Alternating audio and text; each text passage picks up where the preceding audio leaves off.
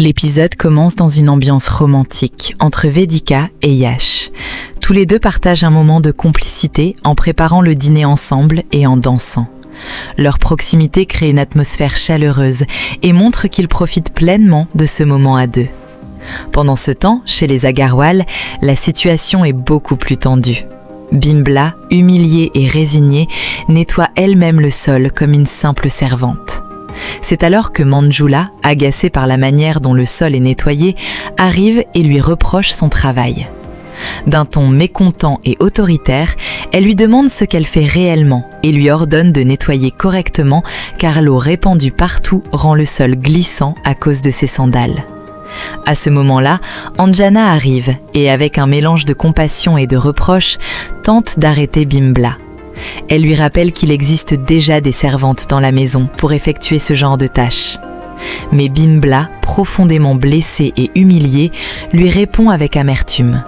Elle explique qu'elle n'a plus aucun droit véritable sur cette maison, puisque la moitié appartient à Yash et l'autre à Sahil. Elle reconnaît qu'elle ne peut rester dans cette demeure que parce que Sahil l'a autorisée à y vivre. Bimbla exprime ensuite son profond regret. Elle rappelle qu'elle a consacré sa vie à la famille et qu'elle a tout sacrifié pour offrir la meilleure éducation possible aux enfants. Pourtant, elle estime qu'en retour, elle ne reçoit aujourd'hui que de l'humiliation. Elle ajoute que si Sahil accepte encore sa présence dans la maison, c'est uniquement parce que Vedika lui a demandé de la laisser rester. Anjana, profondément déçue et blessée par les actes de Bimbla, lui rappelle alors que Sahil l'admirait autrefois énormément. Elle lui reproche d'avoir détruit cette confiance. Elle confie qu'elle-même avait toujours fait confiance à Bimbla et qu'elle ne contestait jamais ses décisions, car elle pensait sincèrement qu'elle était la seule personne capable de maintenir la famille unie. Mais, avec tristesse et colère, Anjana lui explique que tout a changé. Elle considère désormais que Bimbla a fait énormément de mal à Sahil et à toute la famille. Elle va jusqu'à lui reprocher les souffrances que Gauri traverse actuellement, estimant que ses mauvaises décisions sont en grande partie responsables de son malheur. Gauri, également très émue et accablée par les événements, prend alors la parole. Elle reconnaît que Prachi continue de soutenir Bimbla, mais affirme qu'elle partage entièrement l'avis d'Anjana. Avec douleur, elle raconte que son premier mariage a échoué et que son second mariage est devenu un véritable enfer quotidien. Elle révèle également avoir perdu son enfant. Dans son désespoir, Gauri se demande même si toutes ces souffrances ne sont pas finalement la conséquence des erreurs et des fautes commises par Bimbla. Après le départ des autres femmes, Bimbla reste seule. Mais loin de se repentir, elle laisse éclater sa colère intérieure. Blessée par les accusations et convaincue d'avoir été abandonnée après tout ce qu'elle a fait pour la famille, elle se parle à elle-même avec détermination. Elle rappelle qu'elle s'est occupée de tout pendant toute sa vie et qu'elle considère que cette famille lui doit sa réussite. Selon elle, si cette maison et cette entreprise existent aujourd'hui, c'est grâce à ses sacrifices et à son travail. Elle refuse donc que quiconque puisse décider de son destin à sa place.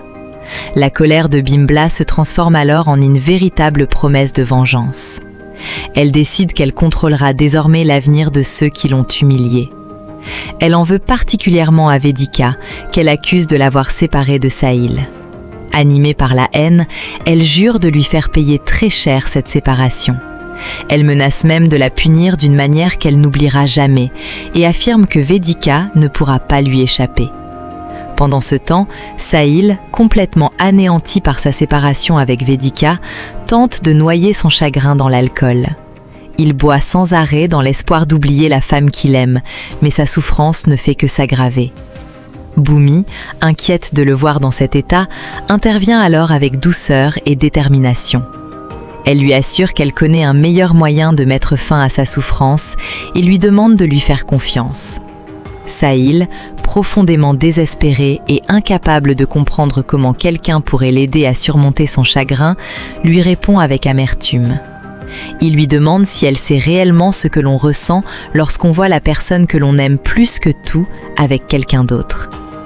Il estime qu'elle ne peut pas comprendre la profondeur de sa douleur. Mais Bhumi, calme et compatissante, lui révèle alors sa propre expérience douloureuse. Elle raconte qu'elle aussi a fui son mariage parce que son fiancé avait plusieurs petites amies. Elle veut ainsi lui montrer qu'elle comprend ce que signifie souffrir à cause d'une relation amoureuse.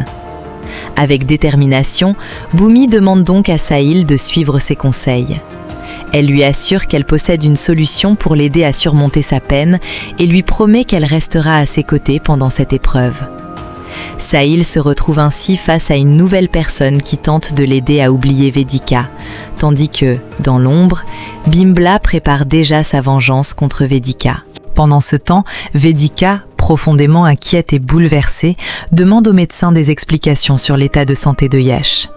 En consultant le rapport médical, elle découvre avec stupeur qu'il souffre d'un cancer du pancréas.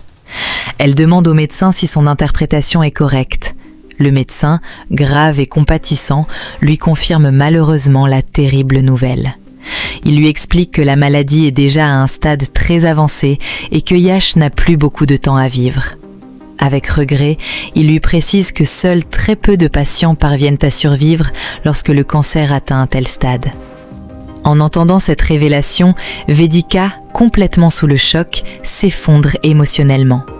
Elle se demande pourquoi le Tout-Puissant lui fait subir une nouvelle épreuve aussi douloureuse. Désespérée, elle cherche une réponse et se demande ce qu'elle est censée faire face à une situation aussi tragique. Quelques minutes plus tard, Yash se réveille. Voyant la tristesse et l'inquiétude de Vedika, il comprend qu'elle a découvert son secret. Avec calme mais une grande tristesse, il lui révèle qu'il est déjà au courant de sa maladie. Vedika, surprise et profondément blessée, lui demande alors pourquoi il lui a caché une vérité aussi importante. Elle ne comprend pas pourquoi il a préféré affronter seul une maladie aussi grave.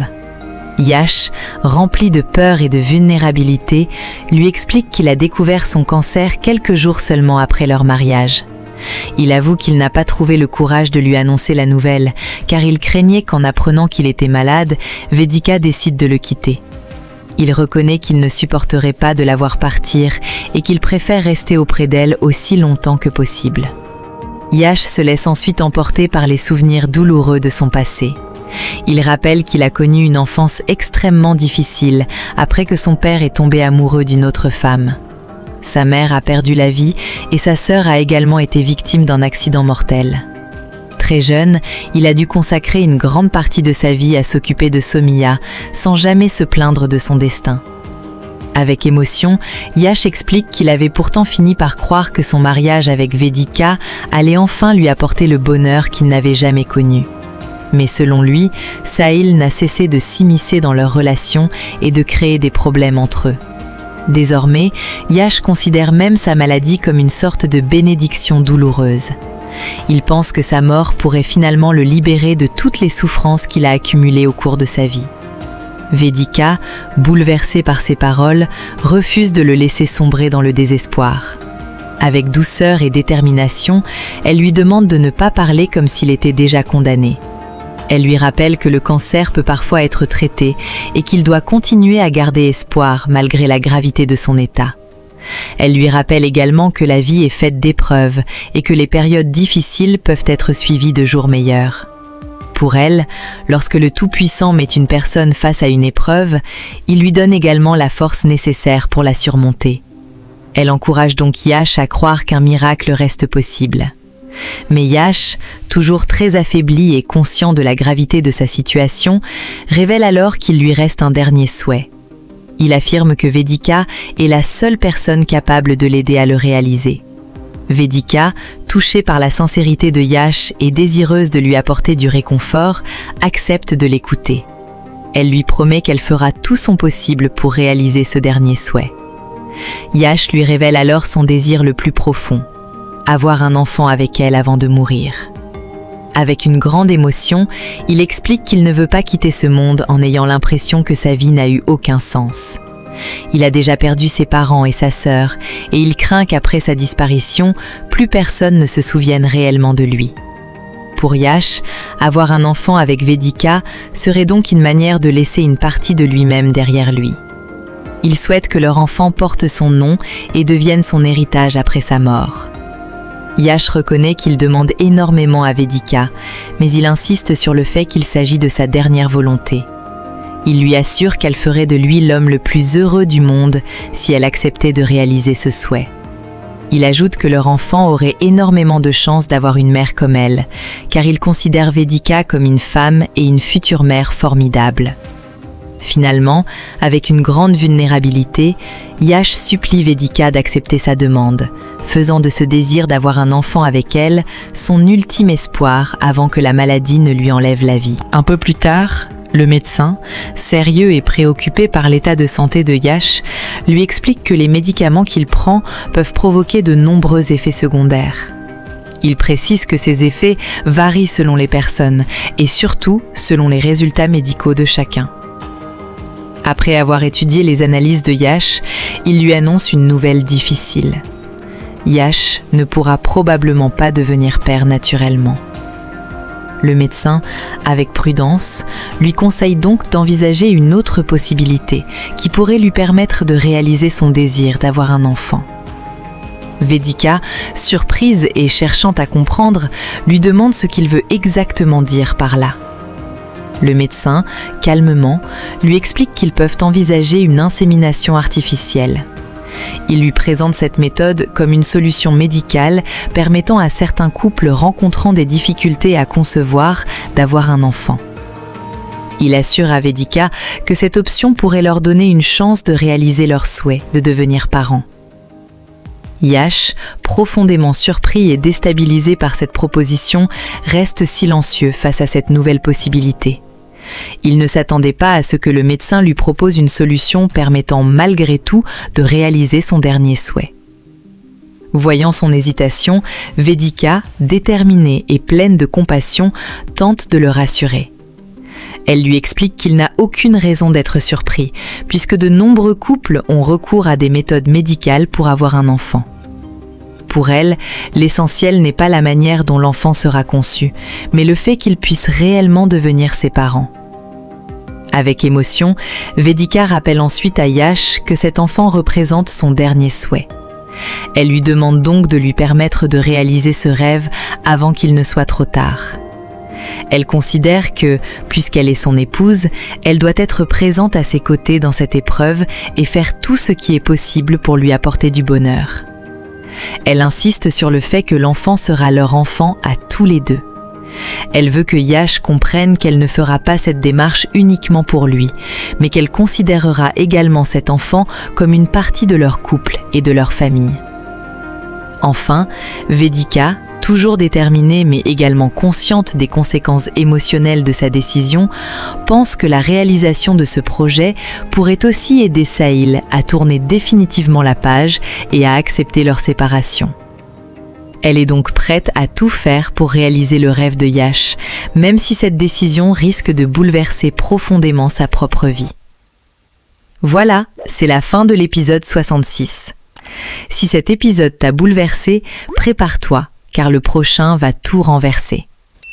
Abonne-toi et active la cloche pour ne rien manquer du drame qui s'annonce.